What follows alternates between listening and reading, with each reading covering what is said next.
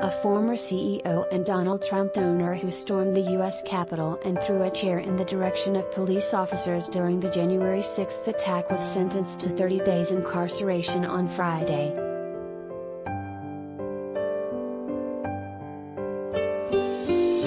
Bradley Rookstales, 53, of Inverness, Illinois, and the former CEO of data analytics firm Cogenzia, was sentenced by U.S. District Judge Carl Nichols. In the 2020 election cycle, Rookstales gave more than $25,000 to then-President Trump's campaign and Republican committees, according to the Associated Press.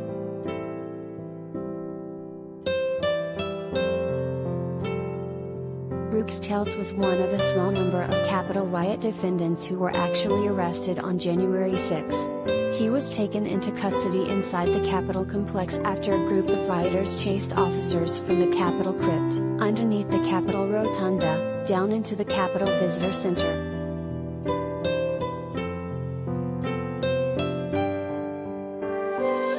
In a statement after his arrest, Rookstales described himself as a peaceful and law-abiding citizen who condemned the violence and destruction that took place in Washington. But federal prosecutors pointed to surveillance footage that showed Rookstales, less than 30 seconds after rioters tossed chairs at officers down a staircase, tossing a chair in the direction of a line of officers.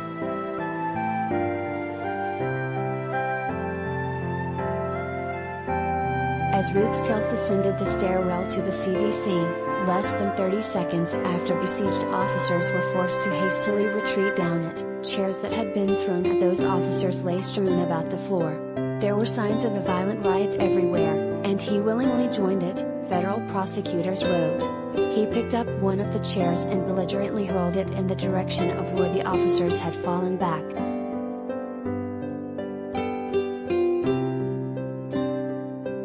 Prosecutors noted that officers were dozens of feet away from Rookstales and not in danger of being hit. Rookstales' lawyer wrote there was no evidence the chair was even damaged.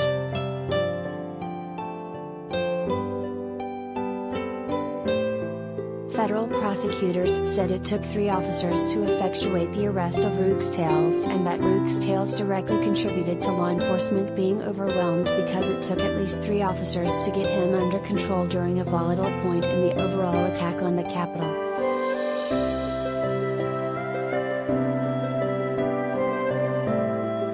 As a successful suburban Chicago businessman with a master's degree who has lived a life free of apparent economic hardship or family strife, Rookstales knew better than to join a mob in breaching the Capitol, hurl a chair in the CVC, and further beleaguer outnumbered and endangered police officers, prosecutors said.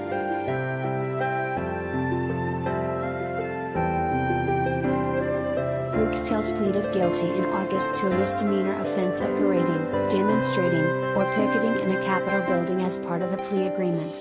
As with dozens of other defendants who pleaded guilty to that charge, 3 other charges were dropped at sentencing under the terms of the plea deal.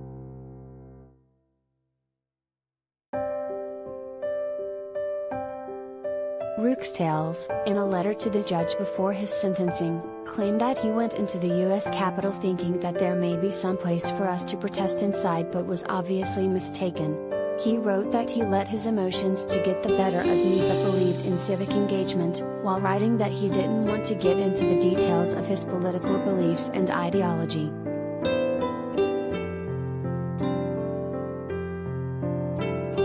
It is also fair to say that I was personally frustrated and concerned with our country's political discourse after the 2020 election, Rookstales said. When I learned about the rally on January 6, it seemed to me that momentum was growing, and that the event would be an important constitutional moment in our republic's history. That is why I came to Washington, D.C. on that day, and brought my family.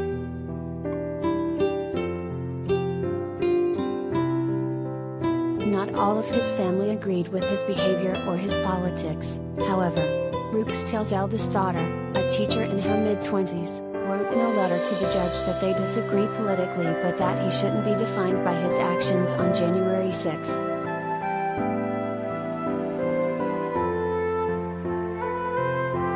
I am aware of my father's charges.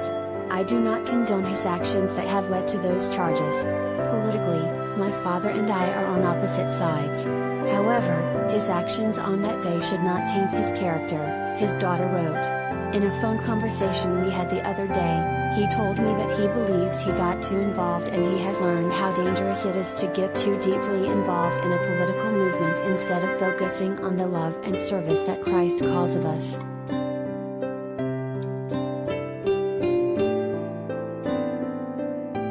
Rooksdale's attorney argued that his client was different from Capitol riot defendants like Jenna Ryan, a Texas real estate agent who stormed the U.S. Capitol, sought a pardon from former President Trump and constantly downplayed her behavior on January 6. Earlier this month, U.S. District Judge Christopher Cooper dubbed Ryan a cheerleader for the January 6 attack and sentenced her to 60 days in federal prison, which she'll begin serving in January.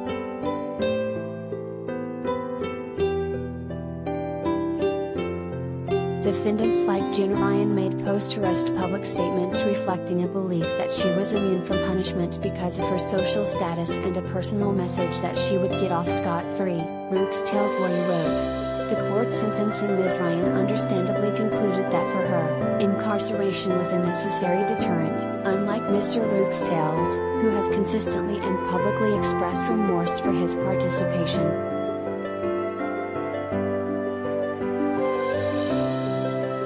The FBI has made more than 650 arrests in connection with the January 6 riot at the U.S. Capitol, which represents roughly 1/4 of the total number of people who either unlawfully entered the U.S. Capitol building on January 6 or committed violence on Capitol grounds.